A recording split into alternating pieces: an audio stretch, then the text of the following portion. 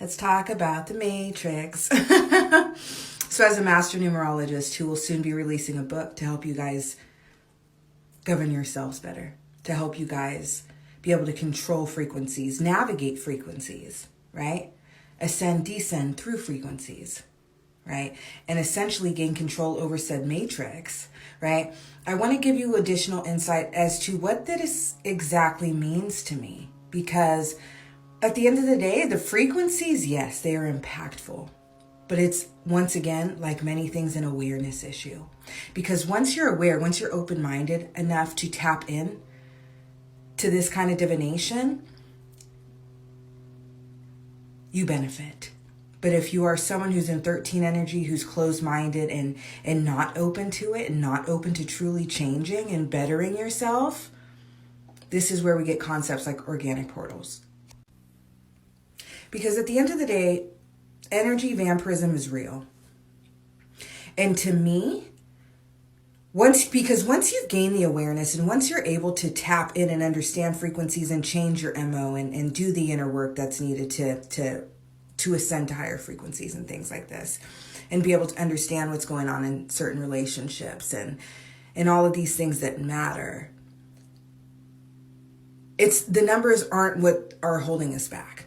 Okay, oftentimes it'll be energy vampires who are intentionally, even if it's subconsciously, working to diminish your light and lower your vibration.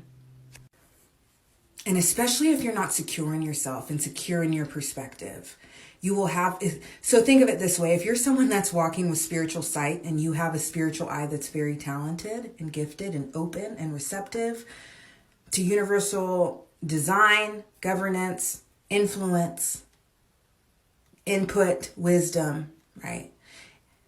Insight. And then you're surrounded by people who don't have a spiritual eye at all. Conversations are going to look incredibly different. The way they respond to you and your energy and your perspective is going to oftentimes be a little bit disheartening or standoffish or dismissive, right? And if you're not secure in yourself, what do you think that's going to do to you?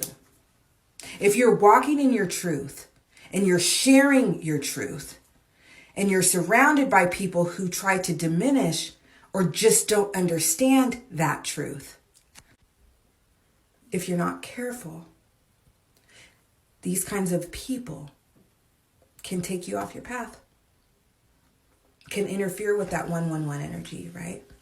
So when we're talking about things like this, it's important for you guys to be secure in who you are and stay secure in who you are and continue to be who you are, regardless of who you're around. That's how you're truly walking in your purpose. That's how you're truly remaining a pillar of light in a dark cave. Okay. When we talk about these being beings in 13 energy, it's not necessarily malicious. It's not that they are intentionally doing these things. It's they are in a different state of mind. They're in a different frequency, right? So when we talk about the matrix and numeric frequencies governing these kinds of things, yes and no. They're energetic influences, but awareness can grant you the power to actually navigate through frequencies, right? At will. Okay. So it's the people that lack that awareness and are not open-minded and are not spiritual who remain lower vibrational and can negatively impact those who are higher vibrational. Now keep an eye out for this, because 13 energy has a shadow and a light aspect, just like all numbers. Not everyone in 13 energy is low vibrational. Let's start there. But their frequency is lower, if that makes sense. So you can have an open-minded 13 person in 13 frequency, but there's just limitation there because they don't have the same level of spiritual eye, if at all, that you have. Okay.